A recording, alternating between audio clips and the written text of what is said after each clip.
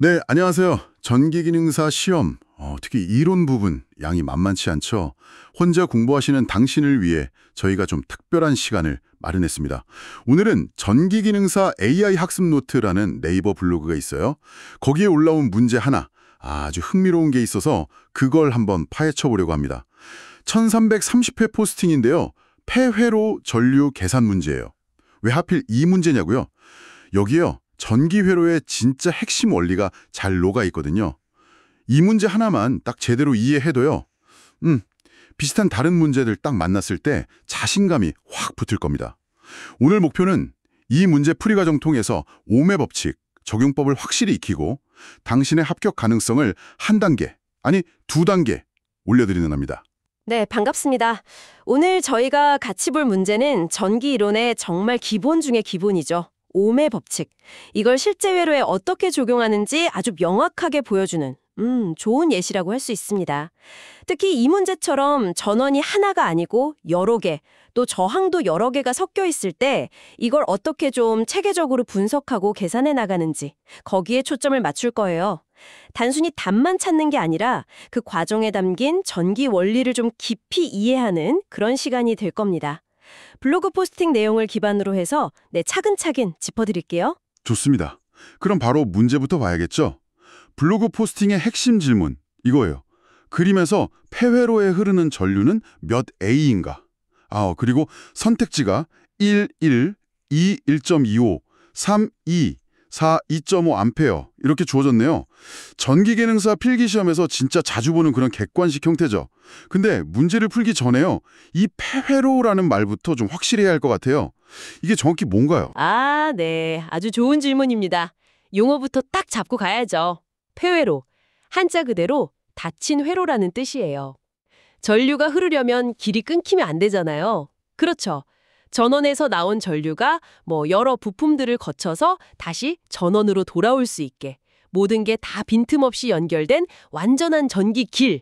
그걸 폐회로라고 부릅니다. 이 문제 같은 경우는 블로그 본문에 회로 그림이 직접 있지는 않아요. 하지만 그 풀이 과정을 보면 여러 부품들이 하나의 닫힌 고리, 즉 폐회로를 만들고 있구나 이렇게 짐작할 수 있죠. 전류가 이렇게 한 바퀴 돌 수 있는 길이라고 생각하시면 가장 쉬울 것 같습니다. 아하, 전류가 한 바퀴 쭉 돌 수 있는 닫힌 길. 명쾌하네요. 그럼 이제 블로그 풀이를 보면서 회로가 뭘로 구성됐는지 하나씩 좀 뜯어보죠. 풀이를 보니까 회로에는 전기를 이렇게 밀어주는 힘, 그러니까 기전력 부분이 있고 또 전류 흐름을 방해하는 저항 부분이 있네요. 근데 기전력 값이 두 개가 나와요. 하나는 15V, 다른 하나는 마이너스 5V. 잠깐만요. 마이너스 5V요? 전압이? 마이너스일 수도 있어요. 이거 그냥 두 개니까 단순하게 15 더하기 5 해서 20V 힘이 작용한다. 이렇게 생각하면 안 되는 건가요? 바로 그 지점. 그게 이 문제의 핵심 중 하나입니다. 네, 맞아요. 많은 분들이 처음엔 그렇게 생각하기 쉽거든요. 근데 전기 회로에서 전압원, 그러니까 기전력 앞에 붙은 그 마이너스 부 있잖아요. 이게 그냥 수학적인 음수, 그게 아니에요. 여기서 진짜 흥미로운 점은요. 이 마이너스 부호가 방향성을 나타낸다는 겁니다. 방향성. 즉, 마이너스 5V 기전력은 15V 기전력하고 서로 반대 방향으로 전압을 밀어주고 있다는 뜻이에요. 뭐랄까, 줄다리기 생각하시면 돼요. 한쪽은 오른쪽으로 당기고 다른 쪽은 왼쪽으로 당기는 상황인 거죠. 따라서 회로 전체에 작용하는 진짜 힘, 알짜 힘, 그러니까 총 기전력을 계산하려면 두 힘의 방향을 고려해야 합니다. 같은 방향이면 더하고 반대 방향이면 빼야죠. 아시겠죠? 그래서 블로그 풀이에서도 15V랑 마이너스 5V를 더해서 그러니까 사실상 빼는 거죠. 방향 고려하면. 그래서 총 10V가 된다. 이렇게 설명하는 겁니다.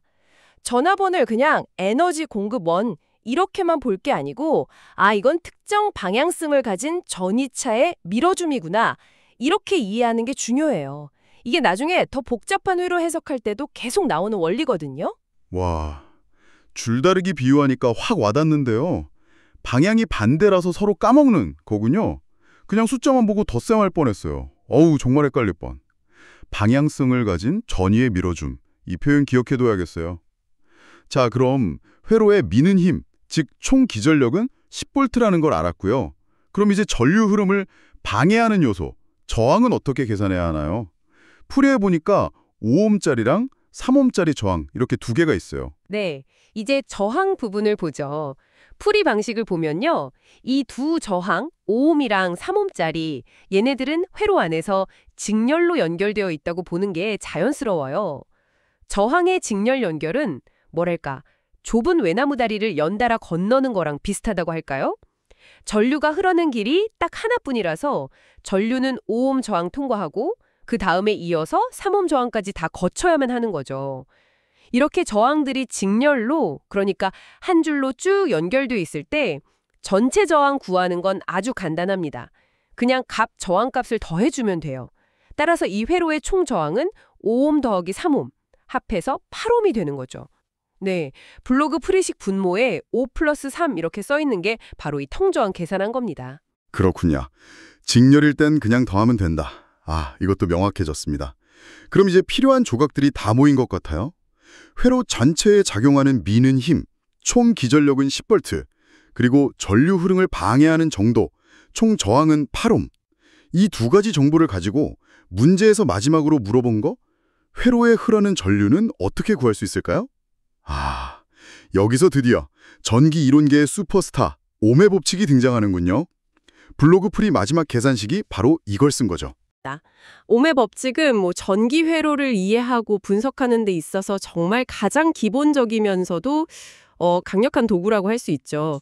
이 법칙이 회로의 세 가지 핵심 요소, 전압, 전류, 저항 사이의 관계를 아주 명확하게 설명해 주거든요.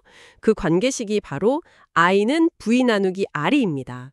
간단히 말하면 회로에 흐르는 전류의 세기 I는 가해진 전압 V에 비례하고 회로의 총 저항 R에는 반비례한다. 이런 뜻이죠. 이걸 좀 더 큰 그림에서 보면요. 이 간단한 공식 하나가 사실 우리가 쓰는 거의 모든 전기, 전자기기 설계와 분석의 기초가 돼요. 그만큼 이 법칙을 제대로 이해하고 적용하는 게 중요합니다. I는 V 나누기 R, 전류는 전압 나누기 저항. 아, 외우기도 쉽네요. 그럼 우리가 앞에서 힘들게 계산한 값들을 이 공식에 넣어보면 총 전압 V는 10V였고 총 저항 R은 8ohm이었으니까 전류 I는 10V 8ohm. 계산하면 1.25. 1.25A. 와, 보기 2번이 정확히 1.25였잖아요. 정답이네요. 아, 이제야 블로그 풀이 과정 전류 I는 15 플러스 3 이퀄 1.25A다. 이게 왜 이렇게 되는지 완벽하게 이해가 돼요. 진짜 단계별로 차근차근 오니까 복잡해 보였던 문제도 결국 풀리네요. 신기하네. 네, 맞습니다. 그렇게 계산하는 게 정석이에요. 이 문제처럼 전압원이 여러 개, 저항도 여러 개 있는 직류 DC 회로에서 전류를 구해야 한다. 그러면 우리가 같이 해본 것처럼요. 첫째, 각 전압원의 방향, 즉 극성을 고려해서 회로 전체의 총 전압, 기전력을 구하고, 둘째, 저항들이 어떻게 연결됐는지, 직렬인지 병렬인지 등등 파악해서 총 저항을 계산하고, 마지막으로 이 두 값, 총전압과 총저항을 옴의 법칙 I는 VR에 적용하는 거죠. 이 체계적인 접근 방식만 좀 익숙해지면 겉보기에 아무리 복잡해 보이는 회로 문제라도 기본적인 원리를 단계별로 차분하게 적용해서 해결의 실마리를 찾을 수 있습니다. 전기기능사 시황에서도 이런 유형은 꾸준히 나오니까 이 풀이 과정을 확실하게 당신 걸로 만드는 게 중요합니다. 바로 이 부분이 정말 흥미로운데요. 이 블로그 작성자분이 진짜 친절하신 게 그냥 문제풀이만 딱 보여주고 끝! 이게 아니에요. 인용이라는 섹션에다가 옴의 법칙에 대해서 더 깊게 공부할 수 있는 참고자료 링크를 무려 4개나 남겨주셨어요. 옴의 법칙 자체를 깔끔하게 정리한 다른 네이버 블로그 글 링크도 있고요. 또 마우서나 DGK 같은 유명한 전자부품 쇼핑몰 있죠. 거기서 제공하는 웹 기반 옴의 법칙 계산기 페이지 링크도 있네요. 심지어 개발자들이 많이 쓰는 기터브 페이지에 올라온 계산기 링크까지 있어요. 와, 혼자 공부하시는 당신에게는 정말 보물 같은 자료가 될 것 같아요. 혹시 오늘 설명만으로 이론이 좀 부족하다 싶으시면 관련 블로그 글 더 읽어보시고 또 계산기들 이용해서 여러 가지 다른 전압, 저항값 직접 넣어보면서 전류값이 어떻게 변화하는지 직접 해보는 거, 이것도 아주 좋은 공부 방법이 될 것 같습니다. 그렇습니다. 네. 이렇게 제공된 추가 자료들은 오매 법칙이라는 기본 개념을 더 단단하게 다지는 데 정말 큰 도움이 될 수 있습니다. 특히 그 온라인 계산기들 있잖아요. 이건 단순히 공식을 외우는 걸 넘어서 실제 값들을 직접 넣어보면서 전압, 전류, 저항 사이의 관계에 대한 직관적인 감을 키우는 데 아주 유용합니다. 예를 들어서 전압을 2배로 높이면 전류는 어떻게 될까? 저항을 반으로 줄이면 전류는 이런 걸 직접 확인해 보는 거죠.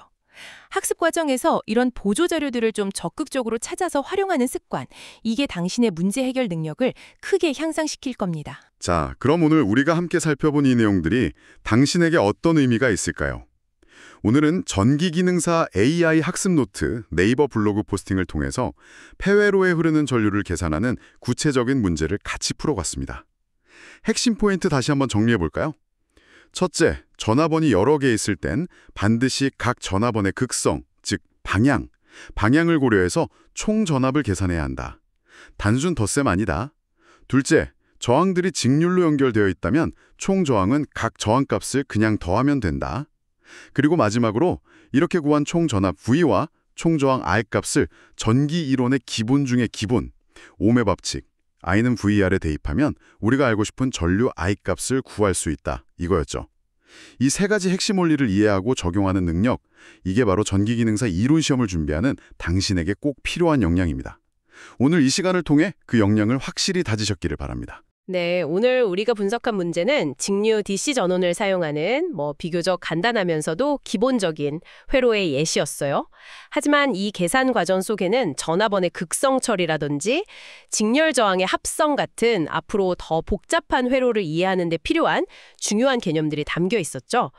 그런데 여기서 한 걸음 더 나아가서 이런 질문을 던져볼 수도 있습니다.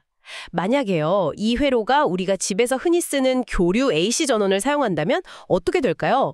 혹은 회로에 단순히 저항 R만 있는 게 아니라 코일 L, 인덕터나 축전기 C, 커패시터처럼 전기를 저장하거나 자기장을 만드는 다른 종류의 부품들이 같이 있다면 그때는 전류 계산 방식이 어떻게 달라질까요? 그럴 때는 단순한 오매 법칙, I는 VR만으로는 좀 부족하고요. 임피던스 Z라는 주파수까지 고려하는 좀 더 확장된 개념을 써야 합니다. 앞으로 학습을 계속 이어가시면서 오늘 다룬 직류 회로의 기본 원리를 바탕으로 해서 이런 더 복잡한 교류 회로나 다양한 소자가 포함된 회로의 세계로 지식을 넓혀나가 보는 건 어떨까요? 스스로 이런 질문을 던지고 답을 찾아가는 과정 자체가 당신의 전기 이론에 대한 이해를 한 차원 더 깊게 만들어 줄 거라고 생각합니다. 오늘의 분석이 그 흥미로운 탐구 여정에 튼튼한 디딤돌이 되기를 바랍니다. 꾸준히 정진하세요.